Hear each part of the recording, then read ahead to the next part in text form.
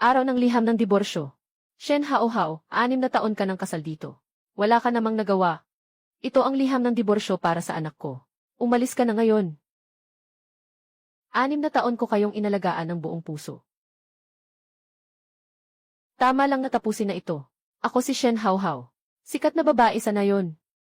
Noong araw na ako'y iniwang asawa, pinaikutan ko ang buhok ng aking biyenan. Dinala ko ang baboy na inalagaan ko ng 1 taon. Ngunit hindi pa lumipas ang kalahating buwan mula nang ako'y iwanan. Dumating na ang tagapamagitan sa aming bahay. Gusto niyang makipag-usap tungkol sa isang kasal. Sasagutin ko ang tungkol sa kasal. Yung tao ay biyudo mula sa kalapit na nayon. Namatay ang kanyang asawa 5 taon na ang nakalipas.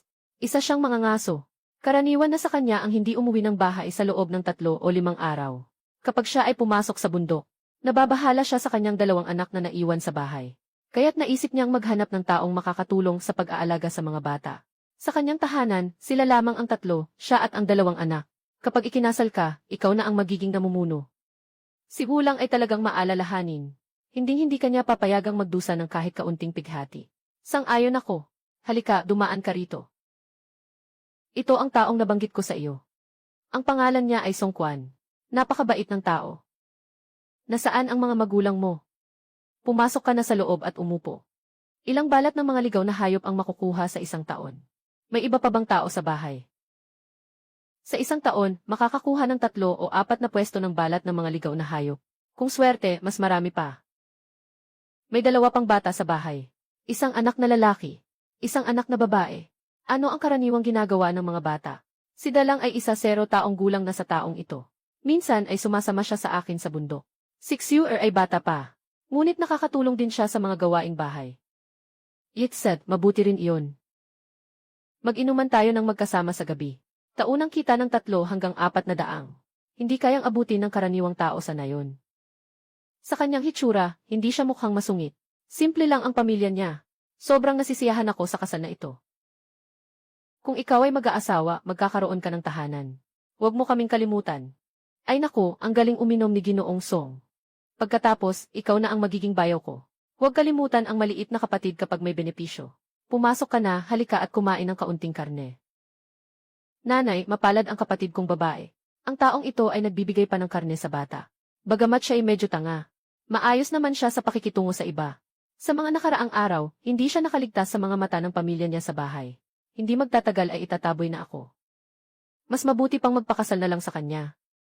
Madilim at madulas ang daan. Huwag ka nang maghatid, Gianni. Shen, hindi maganda ang aking reputasyon. Bakit ka pumunta sa bahay ko para mag-alo? Yung Siksulausan, hindi siya mabuting tao. Hindi ito kasalanan mo. Simula nang iwan ako. Ito ang unang pagkakataon na may nagsabing hindi ako kasalanan. Kung ibang tao ang nagsabi, ayos lang. Ngunit ang pinakamasakit na salita ay palaging nagmumula sa pamilya. Pumili ka ng magandang araw. Magpakasal tayo. Mahirap na ang buhay ng mga tao sa nayon. Hindi naman kailangan ng malaking kasalan para sa tunay na pag-aasawa. May ilang piraso ng taba sa mga pagkain, iyon ay mabuti na. Lalo na't ako ang pangalawang asawa ni Song Quan. Ngunit si Song Quan ay hindi nagkulang sa mga seremonya at ritual. Hindi siya nagkulang sa pag-aasawa sa akin. Ako ay 2 beses nang nag-asawa. Noong unang beses, ako'y bata pa. Punong-puno ng pag-asa at kaba. Ngayon ako'y 6 na taon nang may asawa. Maaga akong natutong maging kalmado. Natutunan ko rin na huwag masyadong umasa. Matamis ang pagkaing ito. Hindi pa ako nakakain ng ganitong katamis na merienda.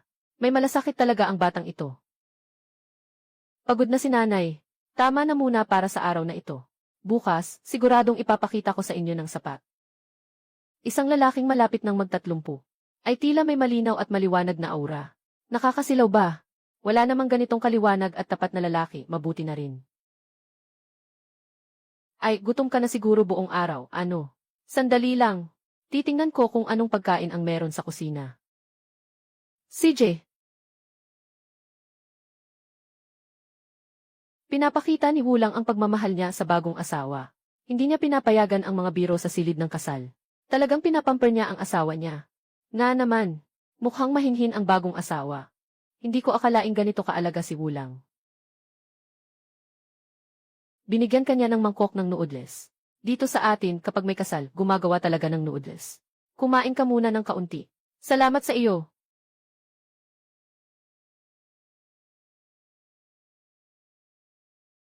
Gusto mo pa? Busog na ako. Magpalit ka muna ng damit. Kukuha ako ng mainit na tubig para sa iyo. 5 taong gulang pa lang ako, sumama na ako sa mga magulang ko sa pagtatrabaho sa bukid. Pagkatapos kong mapangasawa siksulausan, lalo pang walang tigil ang pagod ko araw at gabi. Hindi pa ako kailanman nakatikim ng isang mainit na kanin ng payapa. Kahit si Song Kun mismo ang nagdala ng pagkain para sa akin. At pati na rin ang magpainit ng tubig para maghugas. Siguro inaalala ako ng langit.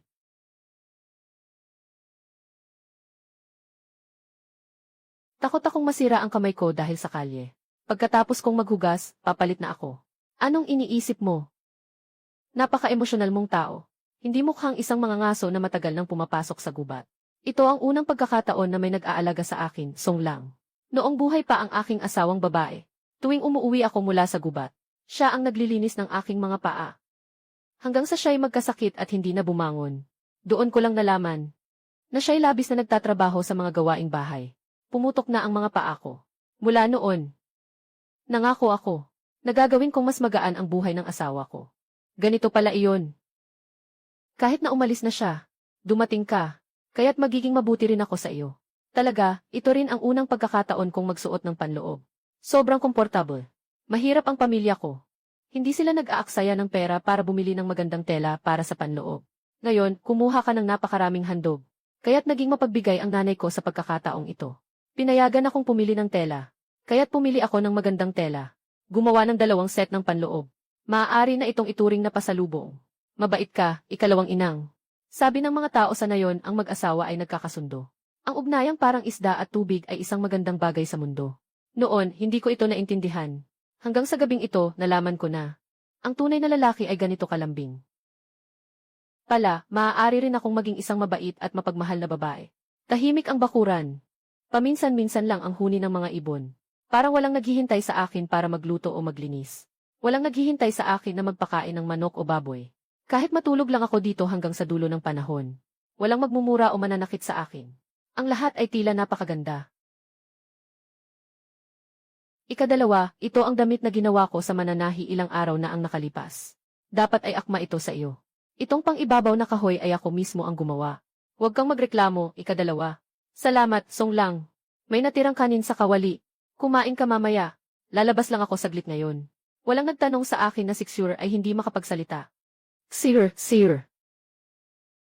Isang napakagandang, batang babae na hindi makapagsalita. Talagang kawawa. Tinatawag mo ba akong maghugas ng pinggan sa kusina?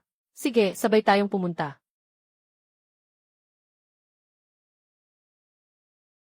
Dahan-dahan, huwag magpasunog. Sige, ako na lang ang pupunta.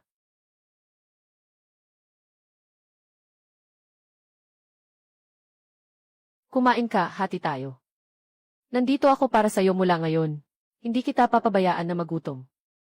Alaynan.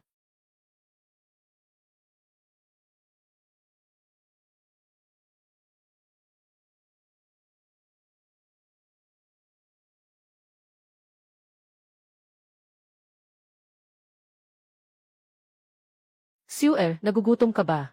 Tanghali na. Baka hindi pa makabalik si Song Lang. Gusto mo bang lutuin ko para sa'yo? Nagugutom ka na ba? Maghintay ka lang ng kaunti. Tapos na ang paggawa ng noodles.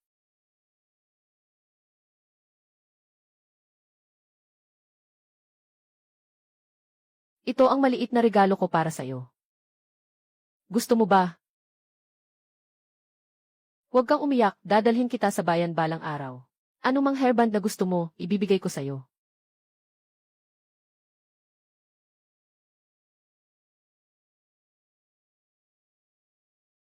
Bakit ka umiiyak? May nangyaring hindi maganda ba?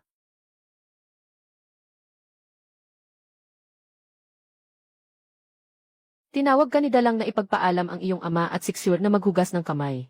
Malapit na tayong kumain. CJ!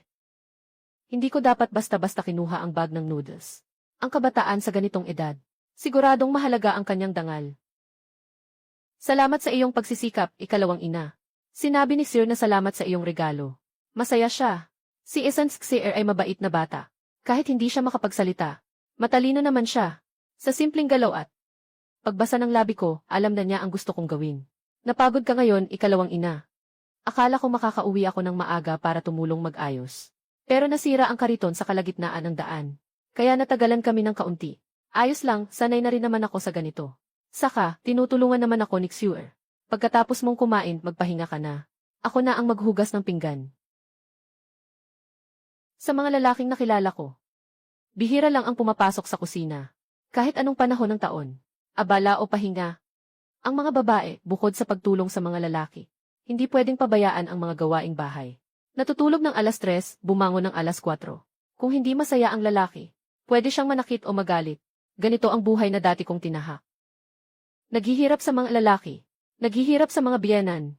Parang ito ay natural na bagay. Hindi ko kailanman gagawin ito sa iyo. Nang ikasal ako, sa unang araw pa lang, naramdaman ko ang isang kaluwagan na hindi ko pa naranasan noon. Parang isang panaginip. Ang aming pamilya ay may pangangaso. Wala tayong lupa. Maliban sa pangangaso sa bundok, wala rin namang ibang ginagawa sa araw-araw. Hindi mo kailangang mapagod, ate. Magpahinga ka na. Bakit gising ka pa, hindi ka ba antok? Kasi late akong nagising ngayon, busog pa ako sa tulog. Napansin kong bakante ang likod bahay natin. Gusto kong magbukas ng pahina. Magtanim ng mga gulay sa taglagas. Ano sa tingin mo? Kapag mainit na ang panahon sa susunod na taon, mag-aalaga ako ng mga manok. Sa panahong iyon, ang mga inahin ay mangitlog. At ang mga tandang ay magiging karne, ayos ba? Ayos. Kulang pa ng isang kabinet sa kusina. Pwede bang gumawa pa ng isa? CJ, ang alam mo lang laging sumang-ayon. Basta si ikalawang ina ang magdesisyon, ayos na. Gatasang lugaw ang niluto ko kagabi. Hindi rin naman ako marunong magluto ng iba. Kaya tiisin mo na lang at kumain ka kahit kaunti. Hindi na kailangang magtiis, mabuti na iyon. Bakit mo ako ginagawang ganito kabait? Natatakot akong baka lahat ng ito ay peke. Isang panaginip lamang. Natural lang na maging mabait ang lalaki sa babae. Iyan ay dapat lang. Ito na ang lahat ng yaman na naipon ko sa mga nakaraang taon. Ang gintong hairpin ay binili ko ngayong araw. At ito pa ang kahon ng pampahid sa mukha. Lahat ng mga babae sa lungsod ay ginagamit ito sa mukha at mga kamay nila. Sabi ko nga, parang panaginip lang ito. Ni sa panaginip ko, hindi ko naranasan ang ganitong kabuting panaginip. Pagkalipas ng ilang araw, papasok na ako sa bundok. Kung papalarin, makakahuli ako ng magagandang hayop. Kapag naibenta ang mga balat, sapat na iyon para maging masagana ang bagong taon natin. Sa panahong iyon, bibigyan ng tig-iisang bagong Amerikana ang mga bata. Wala akong ibang hinihiling. Ang tanging nais ko lang ay huwag magising sa panaginip na ito. Ikaw na ang bahala sa ating pamilya mula ngayon, ikalawang ina. Ayusin natin ang ating pamumuhay ng maayos. Kahit hindi nakakapagsalita si Xue. Napakagaling naman ng kanyang mga kamay. Huwag mo siyang pandirihan. Tahimik si Dalang. Ngunit may mabuting puso. Isa rin siyang magandang bata. Siyempre, igagalang kanila. Ito ang aking tahanan, Song Lang. Ikaw ang aking lalaki. Ang bata ay magiging anak ko na. Hindi mo na kailangang gawin ito. Kahit na magkakaroon tayo ng sarili nating mga anak sa hinaharap, aayusin ko pa rin si Dalang at si Xue tulad ng dati. Alaynan. Sige, mag-ingat ka. Bumalik ka ng maaga. Naghihintay kami ng mga bata sa'yo. Ikalawang ina, papasok na ako sa bundok. Iwanan ko na sa'yo ang bahay. Alagaan mo ang sarili mo at ang mga bata. Huwag kang mag-alala sa akin. Pagkatapos pumasok si Song sa bundok, hinukay ko ang bakanting lupa sa likod ng bahay. Nagtanim ako ng ilang gulay. Mukhang payat si Dalang. Parang hindi pa siya nakapasok sa bundok. Pero kailangan pa rin bumili ng mga damit para sa taglamig. Mayroon akong 2 piraso ng bagong tela sa aparador. Maaari ko ring tahiin ng isang set na quilted coat para kay Xue. Dala, lumapit ka. Susukatin kita. Gagawa ako ng isang coat para sa iyo at sa kapatid mo. Malapit nang lumamig. Inay, mayroon akong coat. Hindi na kailangan gumawa, ayos lang iyon. Hindi pwede ito. Payat ka pa naman. Kapag pumasok ang lamig sa katawan mo, magkasakit ka. Kung tunay mong mahal ang iyong ama, tumahi ka ng bagong damit para masuot mo. Ang hirap ng ginagawa niya. Siyempre gusto niyang maging maayos ang buhay mo at ni Xue. Malapit nang lumamig ang panahon. Kung wala ka man lang maayos na coat, gaano kahirap para sa iyong ama. Pag-isipan mo ng mabuti. CJ. Maghintay ka sa pagbabalik ng iyong ama. Titingnan ko kung may angkop na balat. Gagawan kita ng maliit na bota. Ngunit hindi ko pa alam kung paano gumawa. Kailangan kong maghanap ng titashang para turuan ako ng kaunti. Dala, bukas ikaw ang magbabantay sa bahay. Dadaling ko si Xue sa bahay ni Tita San. Sige, inay. Sa ilang araw, dadalhin ko kayo sa syudad. Kulang pa tayo ng ilang pang-araw-araw na gamit. Bukas, una tayong magbabayad ng deposito. Sasakay tayo sa kariton ni Tita San. Asawa ni Wulang. Sa wakas, lumabas ka rin ngayon. Sabi ko nga, kung si Wulang mismo ayaw lumabas ng bahay, ayos lang. Pero tinatago pa niya ang bagong asawa, ayaw ipakita sa iba. Yun pala, ganito pala siya kagandang babae. Tia, bukas isasama ko ang 2 bata papuntang bayan. Heto ang paunang bayad. Kawawa naman si Wulang. Maaga namatay ang mga magulang. Wala ring kapatid na makakatulong. Sa wakas, nakapag-asawa ng mabuting asawa. Ngunit may sakit siya. Ang 2 anak na isinilang ay hindi rin maganda ang kalusugan. Ang pinaghirapang pera ni Wulang ay napunta lang sa walang katapusang butas.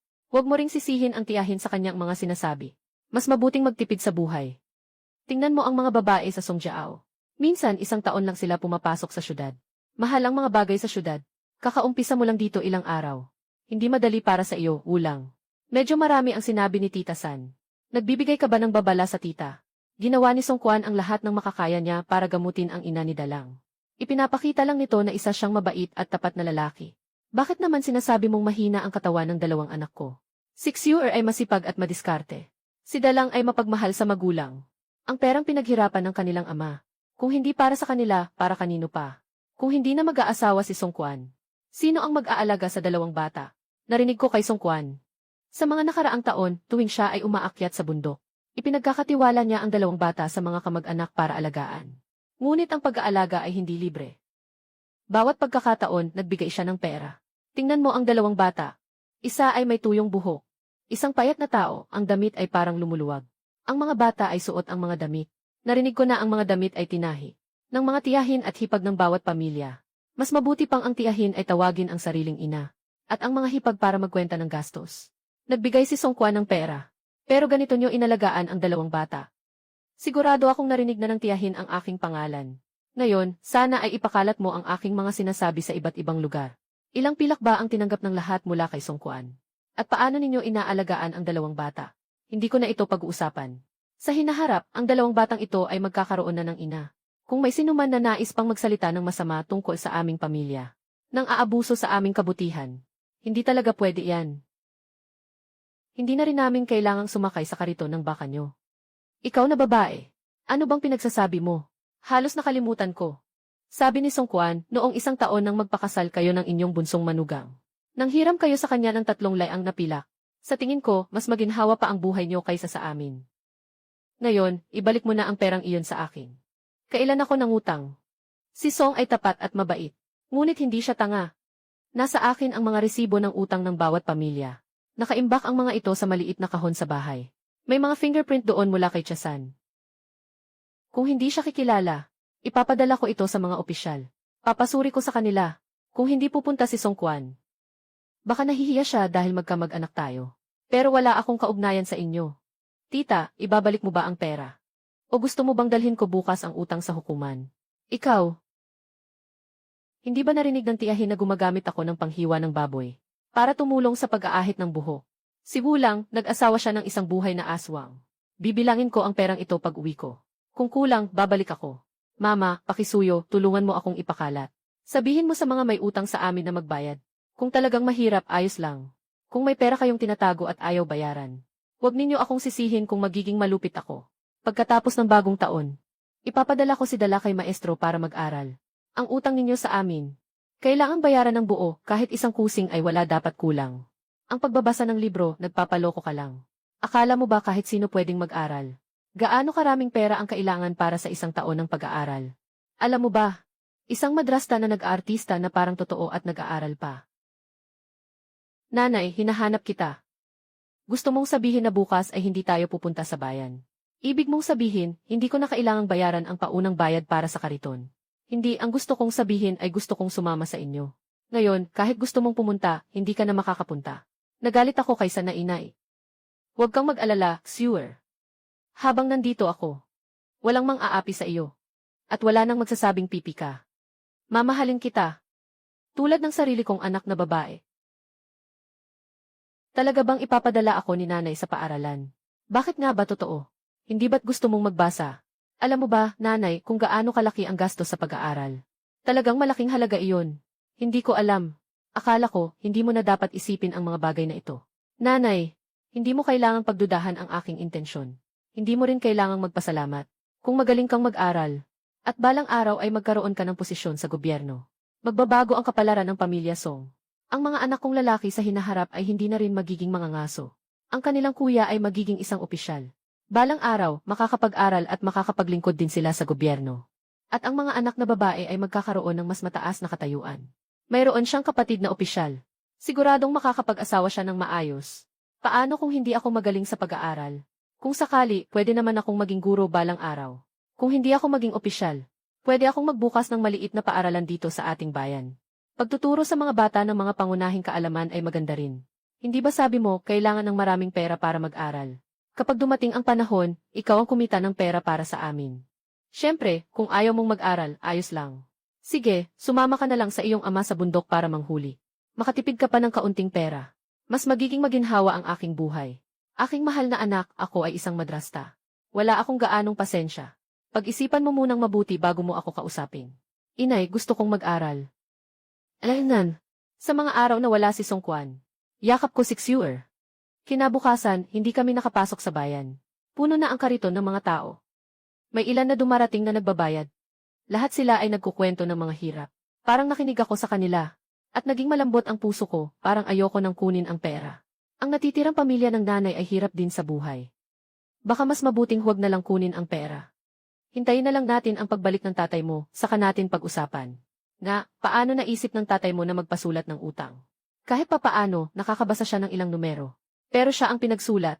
Hindi rin niya kaya. 5 taon na ang nakalipas, nagkasakit ng malubha ang nanay ko. Gusto ni tatay dalhin si nanay sa bayan para magpatingin sa doktor. Pero kulang ang pera namin. Si Huang Biao sa silangang bahagi ng nayon ay nanghiram ng 5 tael na pilak sa amin. Nang singilin siya ni tatay, hindi lang siya tumanggi. Itinanggi pa niya ang utang. Kaya pagkatapos noon pumanaw si nanay. May darating na humihiram ng pera. Natatakot akong hindi nila ito ibabalik. Kaya pinasulat ko ng utang. Pinapapirma ko sila ng daliri. Noong panahong iyon, bata pa ako. Hindi maganda ang sulat ko. Napakabata mo pa. Pero kaya mong sumulat ng maayos. Mahirap na nga iyon. Ito ba ang mga aklat na binasa mo noong bata ka, Dalaong?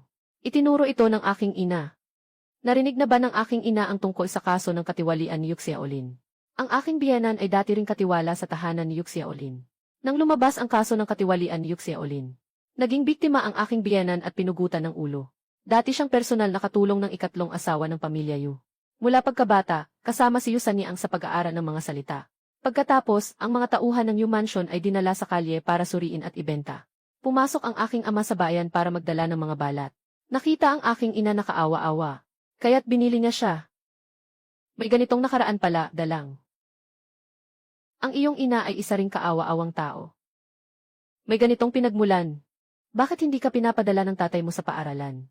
Nawala ng lahat ang pamilya namin dahil sa sakit ng nanay ko. Noong mga panahong iyon, kahit makakain ng maayos ay mahirap. Pumanaw na ang nanay ko. Pagkatapos, nagkasakit ang tatay ko ng kalahating buwan. Sabi ng tatay ko, ipapadala niya ako.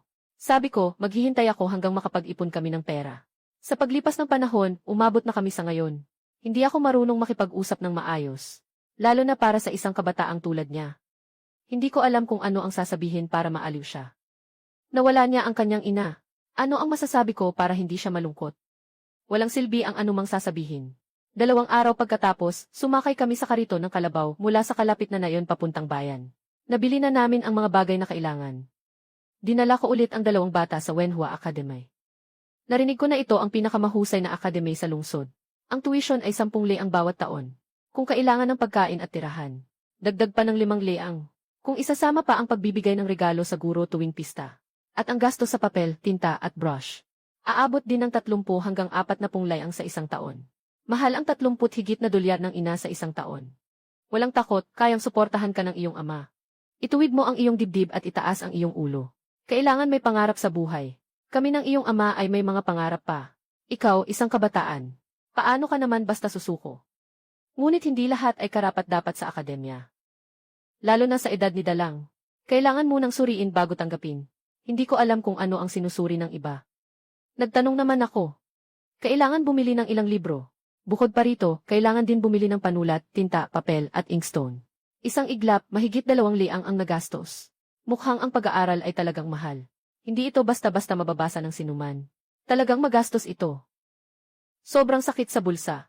Ngunit ang perang ito ay may kinalaman sa kinabukasan ng isang bata. May dahilan kung bakit mahal ito.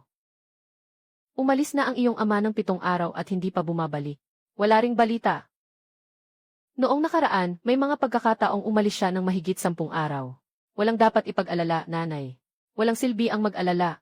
Pumunta ako sa bayan at nakita kong may mga tao na nagdadala ng mga tuyong produkto sa mga kainan. Nagtanong-tanong ako. 1 libra ng tuyong kabute ay nagkakahalaga ng 20 wen. 20 wen ay pera rin. Araw-araw na walang ginagawa. Kaya't dinala ko si Ixu sa bundok. Hindi naglakas loob pumasok sa loob. Kaya't nagtipon na lang ng mga kabute sa malapit. Ang araw na ito ay walang pinagkaiba sa karaniwan. Si Dalang ay nag-aaral sa loob ng bahay. Ako naman ay nagluluto sa kusina. Si Xiur ay nagpatuyo ng mga kabute sa bakuran bago umalis upang maglaro. Nang hindi lumipas ang 15 minuto, may ingay sa labas ng pinto, may tumatawag sa akin. Asawa ni Song Quan, lumabas ka rito. Tingnan mo ang ginawa ng anak mong si Xiur. Ilagay mo muna si Xiur sa baba. Kung may sasabihin ka, sabihin mo na. Tingnan mo kung anong ginawa ng anak mong si Xiur. Sa poste ng bahay namin, tingnan mo, ang laki ng bukol sa noo niya dahil sa tama. Nasira na ang itsura ng anak ko. Paano pa siya makakahanap ng asawa niyan? Ina ni Zuzi, nasaan ba nasaktan si Zuzi? Sa tingin ko, hindi naman malaki ang bukol. Kung hindi mo tititigan, hindi mo nga mapapansin. Pinagtatanggol mo lang ang anak mo. Nasugatan ang mukha ng anak ko. Kailangan mo akong bigyan ng paliwanag. Hindi ako ang nagsabi. Xiu, maaga pang naulila sa ina. Kaya't walang nagturo sa kanya ng tamang asal. Ikaw, bilang bagong asawa na pumasok sa pamilya, hindi mo man lang siya naturuan o pinagsabihan. Ngayon, nasira ang mukha ng anak kong si Zuzi. Sabihin mo kung ano ang dapat gawin. Tumahimik ka. Laging may dahilan kung bakit nag-aaway ang mga bata. Tanungin mo si Zuzi, bakit kailangang makipag-away ng anak ko na si Xiu? Ano ang ginamit niya? Kung siya ang unang umabot, paano mo ito ipapaliwanag? Gusto mo bang sabihin ko na wala na ang ama ni Zuzi at hindi ka marunong magpalaki bilang ina? Anong klaseng pananalita yan? Bakit ka nandyan, Dalang? Sinaktan ni Xiur ang anak ng pamilya ko. Gusto mo bang makipag-away pa? Hayaan mong magsalita si Zuzi. Bakit siya sinaktan ni Xiur? Aksidente ko siyang naitulak. Bumato siya sa akin ng bato. Narinig mo ba? Ito ang sinasabi ng anak ng pamilya mo. Hindi pa nasasabi ni Xiur sa bahay namin. Natatakot siya sa iyo. Dalang, tanungin mo si Xiur kung ano ang nangyari. Sabi ni Xiur, naglalaro sila ng pagsalo ng mga bato. Nanalo si Xiur ng ilang beses. Hindi natuwa si Zuzi. Itinulak siya. Sinipa pa siya at sinabihan ng masama. Naglalaro kayo ni Xiur, di ba? Sabihin mo kay Kya, totoo ba ang sinasabi ni Xiur? Anong mga sinabi ni Zuzi? Si Zuzi ang unang tumulak kay Xiur. Saka sinipa si Xiur ng ilang beses. Sabi niya, maliit na pipi si Xiur. Sabi niya, walang panlasa si Uncle Songgu. Hindi siya maganda sa ina niya. Gusto pang magpakasal sa isang masamang babae na iniwan na. Sinasabi pang si Xiur ay isang pasanin, isang pabigat. Napakabuti naman. May sasabihin ka pa ba ngayon? Paniwalaan mo ang sinasabi niya. Paniwalaan mo ang sinasabi ni Zuzi sa bahay niyo. Makinig kang mabuti sa akin. Kung marinig ko ulit ang tungkol sa mga pipi at mga pabigat. Na mga ganun. Hindi ako katulad ng anak kong si Xiu. Hindi ako basta-basta magtatapo ng isang bato. Ha, anong gusto mo? Kung hindi mo maayos na mapagalitan ang anak mo, ako na ang gagawa nito para sa iyo. At saka, aayusin ko rin ang bibig mong ito. Ikaw na masamang babae. Ngayon ay ipapakita ko sa iyo na hindi lahat ay pwedeng apihin. Ikaw na itinakwil na masamang babae. Naglakas loob kang saktan ako. Nang aapi ka na, ha? Tulong, ang masamang babaeng itinakwil ay gustong saktan ako. Talagang walang katarungan. Yung balo kong ayaw sa akin. Hindi lang niya pinapansin na tinutulak niya ang anak namin. Pati pumunta pa sa bahay namin para magwala. Wala nang hiya talaga. Ikaw na inagawa ng asawa, mapanirang babae. Paano ka nakipag-ugnayan kay Song Quan? Talagang bulag sila, Wu ni Song. Ha? Nagkaroon ka ng lakas ng loob na galawin ang mukha ng anak ko. Ngayon, ipaglalaban ko ang buhay ko laban sa iyo. Dala mo si Xiur pauwi. Tingnan mo, hindi ko sisirain ang bibig niya ngayon. Para hindi na siya magsalita ng kung ano-anong tungkol sa ina. Huwag ka nang bumalik sa bahay ko para manggulo. Dadalhin ko ang pangpatay ng baboy para sa iyo. Kung hindi ka naniniwala, subukan mo. Hintayin mo lang at makikita mo. Hindi ako titigil dito. Talaga namang magaling siya. Isang tao na pinahirapan kaming tatlo ng ganito. Huwag mong ipaalam ito sa iyong ama, Dalaong. Pumunta ka at initin ang manto. Kung malapot ang lugaw, manto na lang at maasim na gulay. Alaynan. Ayos, umakyat na naman sa bundok.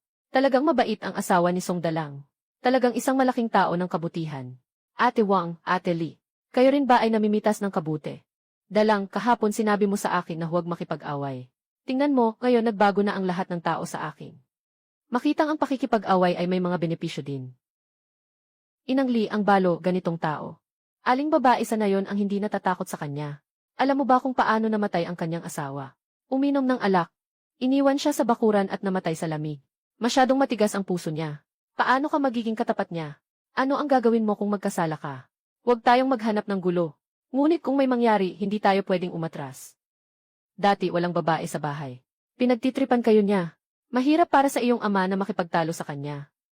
Ngayon nandito na ako. Hindi ko kayang makita na pinapahirapan kayo. Inay, matanda na ako. Kung ikaw at Sixuer ay pinagsasampal, hindi ko kayang hindi tumulong. Ano pang silbi ng pag-aaral? Napakabait na bata. Ang iyong mga salita. Ang libro ay karapat-dapat basahin. Noong umuwi si Song Quan, umulan. Hindi kami makakyat sa bundok ni Xuer. Kaya't sa bahay na lang kami gumawa ng kaunting handicraft. Gumawa ako ng talampakan para sa tindahan ng sapatos. Nagtrabaho ako ng isang pares para sa 7 sentimo. Araw-araw nag-aaral si Dalang. Naglagay ako ng apoy sa kanyang silid. Pero inilipat niya ang kalan sa kwarto natin. Tatay, bumalik ka na. Nakauwi na ako. Nanay, hulaan mo kung ano ang nahuli ko. Ngayon, makakapag-aral na si Dalao. Ano yun? Ngayong pumunta ako sa bundok, nakahuli ako ng usa at kuneho. At isa pang malaking hayop, nabenta ng magandang presyo. Sapat na para sa pag-aaral ni Dawang. Tingnan mo, gutom at pagod ka na. Magpahinga ka na ng maaga. Mamaya, tutulungan kita sa paglinis. Patulogin mo na rin ang mga bata. Lilinisan ko ang kanyang buhok at katawan. Wala siyang kahit isang pirasong magandang laman. Lahat ng ito ay mga sugat na dulot ng banggaan. Ginupitan ko siya ng balbas. Pagod na siya at nakatulog na. Nakatulog siya ng isang buong araw at gabi bago nakabawi.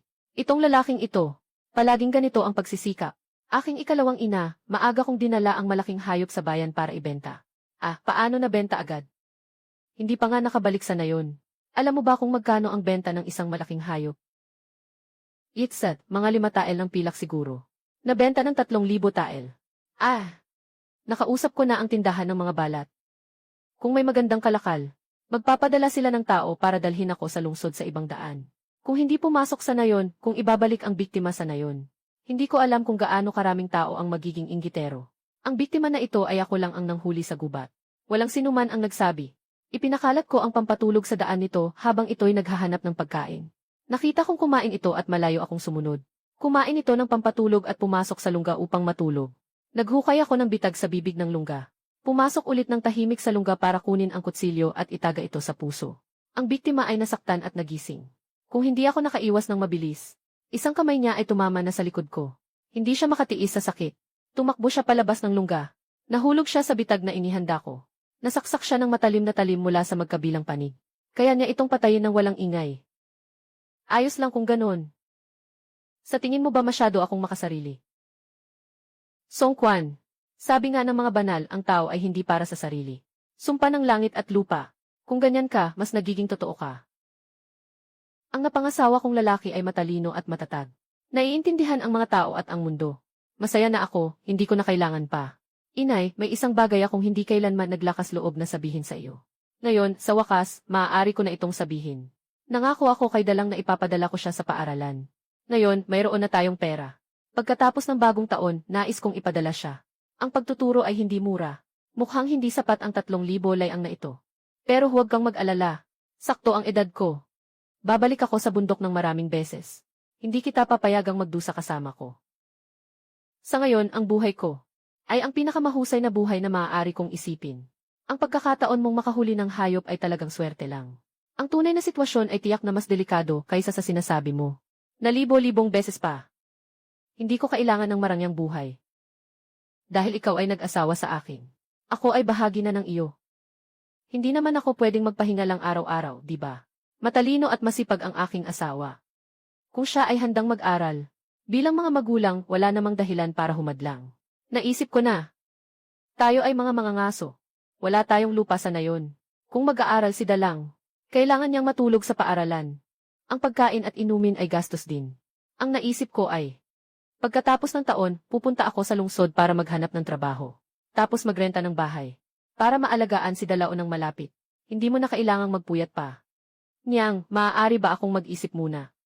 Sige, okay lang. Mabilis na dumating ang unang nyebe ng taglamig. Kahit na ito ang unang nyebe, ngunit ang nyebe ay kasing laki ng banig. Kumuha ako ng mas maraming talampakan ng sapatos para gawin sa bahay. Si Song Kwan ay naging maluwag din. Araw-araw niyang pinapanood si Dalang mag-aral. Kahit hindi rin niya alam ang binabasa ni Dalang. Napakatsaga naman niya. Unti-unti ko nang naiintindihan ang karamihan sa mga senyas ni Xuer. Kaya pinapanood ko na lang si Xuer magsalita.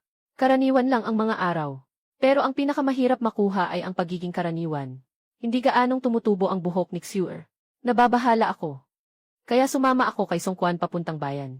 Dinala namin si Xuer sa klinika. Walang problema sa katawan ng batang ito. Buhok lang niya ang hindi maganda ang tubo. Ahitin natin ang buhok mo. Tapos inumin mo ang gamot ayon sa reseta. Pagkatapos ng 3 dose, makikita na ang epekto. Huwag kang mag-alala, mabilis lang tutubo ulit ang buhok mo. Kapag tumubo na ang bagong buhok mo, tiyak na magiging makintab at itim ulit iyon. Pagdating ng panahon, gagamitin ko ang bagong tali para itali ang buhok mo. Ayos ba? Huwag kang matakot. Nandito ang nanay mo. Sino ang nagsabing walang dignidad ang mga bata? Hindi mahilig sa ganda. Kaya mo yan. Matapos magpagupit si Xuer, ayaw na niyang lumabas. Gumawa ako sa kanya ng sombrero. Nagsusuot siya nito araw-araw.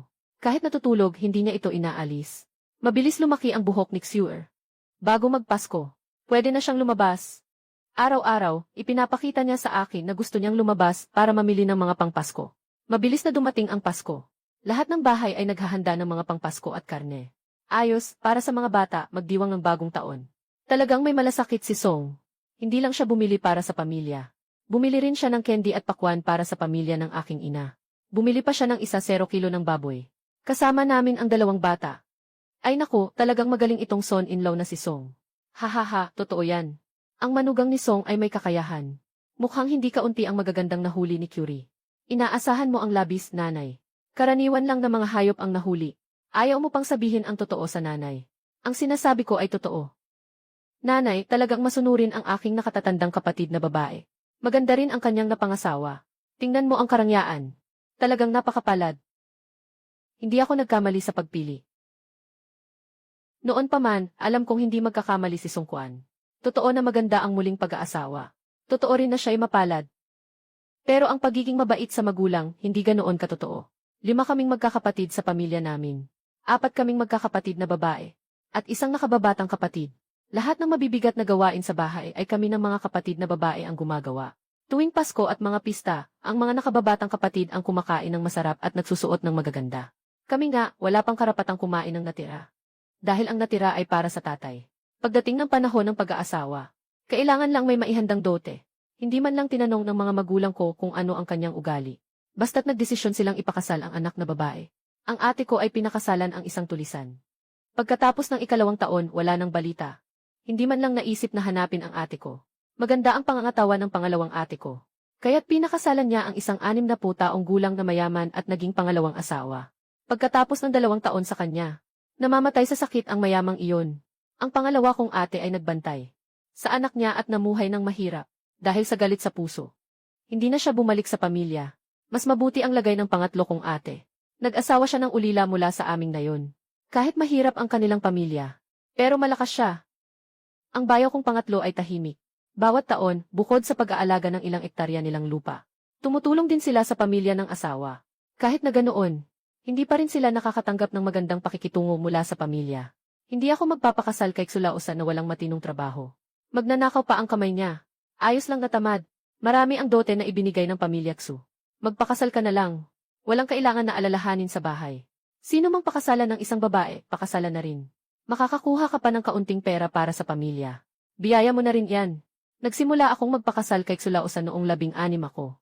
Maganda naman ang pamilya niya dati. Ang tatay niya ay isang accountant ng mayamang negosyante. At kalaunan, siya ang humawak nito. Tamad siya at mahilig sa masarap na buhay. Nagnakaw siya ng pera at gumawa ng peking account. Araw-araw ay nag-iinom, naglalaro at nag-aaksaya ng pera. Nang maglaon, nahuli siya. At nagbayad siya ng malaking halaga. Mula noon, naging mas mahirap na. Nagsimula akong mag-asawa ng 6 na taon na ang nakalipas. Lahat ng gawaing bukirin sa bahay ay ako lang mag-isa. Kapag may hindi sila nagustuhan, ako ang pinapagsasakitan nila. Noong panahong iyon, bata pa ako at matigas ang ulo. Lagi akong sumasagot.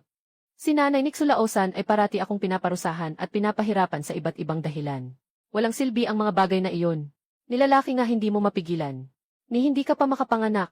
Ang anak ko ginagastos ang kinita mo sa bahay aliwan. Kasalanan mo lahat yan. Bilisan mo, ilabas mo ang pera. Kung hindi, papatayin kita. Wala, pinaghirapan ko to. Hindi ko ibibigay sa'yo. Ikaw ba ay makikipaghiwalay? Wala akong balak. Shen Hao-Hao, ikaw na matigas ang ulo. Naglakas loob kang sumuntok sa akin. Tingnan mo, hindi kita titigilan. Nalaman ko lang na makakakuha ako ng dokumento ng paghihiwalay. May isang babae sa Flower Tower na nagdala ng kanyang anak. Naghahanap lang siya ng dahilan para iwanan ako. Sinasabi mo bang ako'y masunurin? Sa totoo lang, galit na galit ako sa kanila. Sila rin ang mga nagbigay buhay sa akin. Bakit ang anak na lalaki ay napakahalaga? Samantalang ang anak na babae ay ganito na lang kababa. Hindi ba't nandito ako? Kailangan nating linawin ang mga bagay. Kung ayaw na nilang bumalik, hindi na sila babalik. Ang pagkakaroon ng anak na babae ay para lamang sa pagbebenta. Si Song ay isang taong may kakayahan. Sa taong ito, tiyak na magkakaroon ng malaking ani. Dapat hindi lang 3 o 4 na daang kuan. Kulang na lang para makaraos. Ang pumasok sa bundok ay parang ibinibigay ang buhay sa kapalaran. Kahit gaano karami o kaunti, nakasalalay ito sa kapalaran. Dapat mo nang baguhin ang iyong matigas na ugali ng maaga. Kung si Son-in-law Song ay magsasawa na, balang araw ay ibabalik ka niya. Magiging katatawanan ang aming pamilya. Ang 2 pamangkin mo ay nahihirapang makahanap ng asawa. Hindi tama ang sinasabi ng lola. Hindi ganyan ang ina. Ang ina ay nagtatrabaho ng mabuti sa bahay. Nagtuturo sa mga anak. Tinuring niya akong parang sariling anak, pati 6-year. Mas lalo pa niyang minahal at inalagaan ang aking ama. Simula nang mag-asawa ang aking ina at dumating sa aming bahay. Laging mainit ang aming higaan. Malambot ang aming mga damit. Masarap ang aming pagkain. Pinoprotektahan niya kami, mahal niya kami. Habang buhay siyang bahagi ng aming pamilya. Bakit hiniwalayan ng ama ko ang asawa niya? Paano niya nagawang iwan ang asawa niya?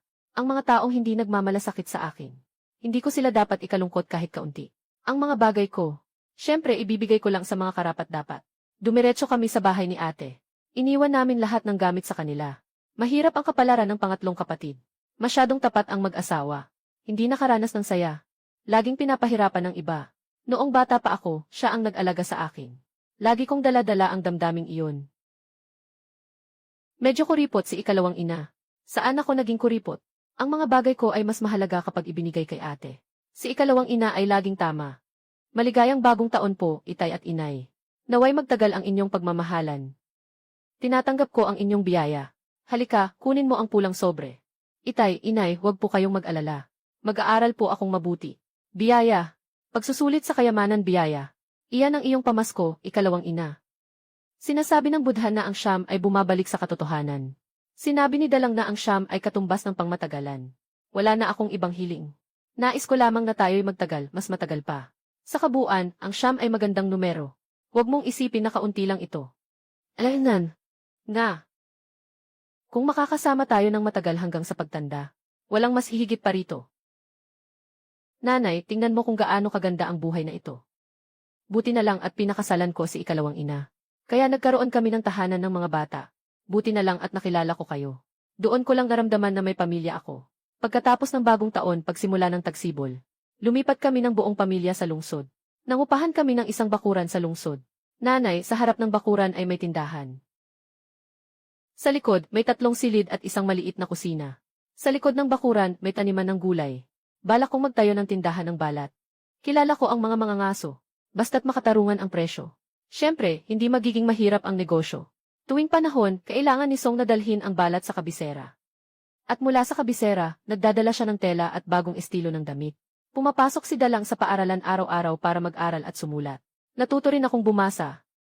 Kapag wala si Song Quan, siya ang nagbabantay kay Xiao sa tindahan. Hindi ganoon kasimple ang magnegosyo tulad ng iniisip. Kailangan makipag-ugnayan sa mga opisyal, makipagkaibigan sa mga may-ari ng lupa, at kailangan ding harapin ang inggit ng mga kakumpetensya. Minsan, kapag nagbabayad ng paninda, may mga tulisan. At hindi ka kikita kahit 1 sentimo. May panganib pa sa buhay. 10 taon na tayong mag-asawa. Pero ni isang anak ay wala tayong nagkaroon. Maraming doktor na ang tumingin. Marami na ring gamot ang ininom ko. Huwag kang malungkot, ikalawang asawa. Mahal at iginagalang ka ni na Dalang at Xue. Walang pinagkaiba sa tunay mong mga anak. Sawa na ako sa mga gamot. Dahil sinabi mo iyan. Susunod ako sa iyo. Si Dalang ay may ambisyon. Sa edad na 22, nakapasa siya sa pagsusulit. Pumasok siya sa Hanlin Academy. Si Sikiao ang panganay na anak na babae ng pamilya Chen. Noong mga panahong iyon, siya ang unang nahulog sa aking Dalang. Nagsagawa ng mga hakbang upang makuha siya. Sa wakas ay napalambot din ang pusong bato ni Dala. Bumili kami ng maliit na bakuran sa Maynila. Ikinasal namin si Xue sa isang lalaking mapapangasawa. Ang pangalan niya ay Yin Shuang. Walang pamilya, walang apelyido. Pabungga ang pangalan. Pati buhay niya, pabungga rin. Pero totoo ang pagmamahal niya kay Xue. Napakaganda niyan. Ngayon, siya pa rin ang namamahala sa negosyo. Sa ika-27 taon ng Yonghe, ang anak kong si Dalang ay isa ng opisyal sa Antas 5 sa Beijing. Tumatanda na kami. Si Song Quan ay umaasang makakauwi pa sa probinsya para mag-alay sa mga ninuno habang nabubuhay. Si Dalang ay mabait at masunurin. Agad siyang nagpaalam para magbakasyon. Nagsimula na si Xue na dalhin ang buong pamilya namin. Matagal na akong hindi nakabalik sa bayan. Gusto kong masilayan ng mabuti ang itsura ng bayan. Bagamat hindi pa ako umabot sa aking 30 taon. Mayroon akong pakiramdam na parang umuuwi na sa aking pinagmulan. Baka gusto mong magsulat ng tula. Tungkol sa pangulila sa bayan, paano kaya? Noong panahong iyon, ako lang ang nagdadala ng mga kalakal. Parang walang katapusan ang daang ito. Ngayon, habang naglalakad, hindi ko namamalayan, malapit na tayo. Aba, nandito kami para samahan ka, di ba? Hindi ka nag-iisa. Kapag naglakad, mabilis na ito. Haha, tama si Moore. Dahil hindi ka nag-iisa, mas mabilis na ang lakad. Noon, may inaalala ang lolo mo sa puso niya. Nasa isip niya lagi ang lola mo, ang tatay mo at ang tiyahin mo. Lagi niyang iniisip na kapag wala siya sa bahay, baka mapagmalupitan tayo. O kaya hindi tayo mabubuhay ng maayos. Laging may bumabagabag sa puso niya. Parang mahaba ang daan at maraming pangarap. Palagi akong nag-aalala na may darating na gumulo. Paano kung hindi mo mapigilang makipagtalo sa kanila? Kung sila'y mananakit, paano mo matatalo ang mga iyon gamit ang buhok at mukha? Siyempre, hindi mo pakikinggan ang sinabi ko noong umalis ako. Kung sila'y nagnanais ng pera, tiyak na hindi ka magbibigay. Si Dalang ay nasa paaralan. 6 year ay hindi naman nakakatulong. Pagbalik ko, tiyak na maghahanap ako ng katulong. Kapag wala ako, maaari siyang magbantay sa iyo. Araw-araw iniisip ko ang mga ito. Bakit ang mga araw ay napakahaba? Ngunit sino ang nakakaalam na sa isang iglap ay tumatanda na? Hindi ba't bigla na lang tayong tumatanda? Kalahati na ng mga matatanda sa nayon ay wala na. Pati si Biyuda Li na nakipag-away sa akin noon ay wala na. Ang nayon ay nayon pa rin. Ngunit ang mga tao ay hindi na ang mga tao noon. Narinig kong si Xulaosan ay naglalaro ng sugal sa lungsod. Naubos ang kanyang yaman. Ang kanyang asawa at mga anak ay dinala at ibinenta ng may-ari ng sugalan. Naputol pa ang binti. Naging pulubi. Namatay sa kalye sa isang malamig na araw ng taglamig. Ipinanganak na mas mahusay kaysa sa iba. Ngunit sa huli ganito ang naging buhay. Ang kanyang buhay ay isang biro.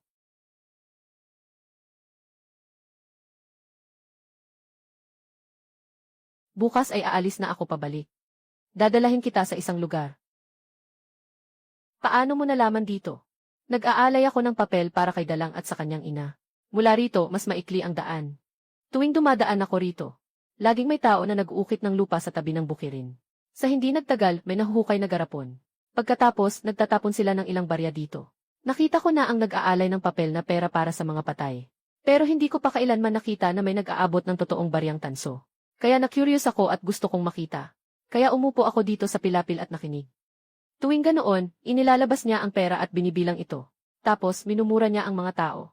Pagkatapos, humihiling siya sa puntod na hindi makita. Sino ba ang humihiling sa mga patay? Pero siya, doon talaga siya nakikipag-usap. Umaasa na mapapauwi ako ng pamilya ng asawa ko. Ay, nakakatuwa talaga. Tuwing dumadaan ako, palihim akong nakikinig. Sa kakapakinig, naging ugali ko na. Sa tingin mo, may natitira pa bang tansong barya doon ngayon? Ano bang iniisip mo? 2 araw bago tayo ikasal, nahukay ko na iyon. Kumpletong 427 na tanso. Tandaan mong mabuti. Para sa akin noon, ito ay isang malaking halaga. Naisip ko na lahat, kung hindi mo ako tratuhin ng maayos, aalis ako kasama ang mga barya na iyon. Bobo ka ba? Yung perang yan, kaya kang tumagal ng ilang araw. Basta't nabubuhay, may daan kang tatahakin, anong ikabahala. Gusto ko talaga ang tapang mo. Kaya pala, noon pa man, gusto mo na ako. Alam mong mahalaga sa akin yan. Kaya't sinabi mo na sa akin ngayon.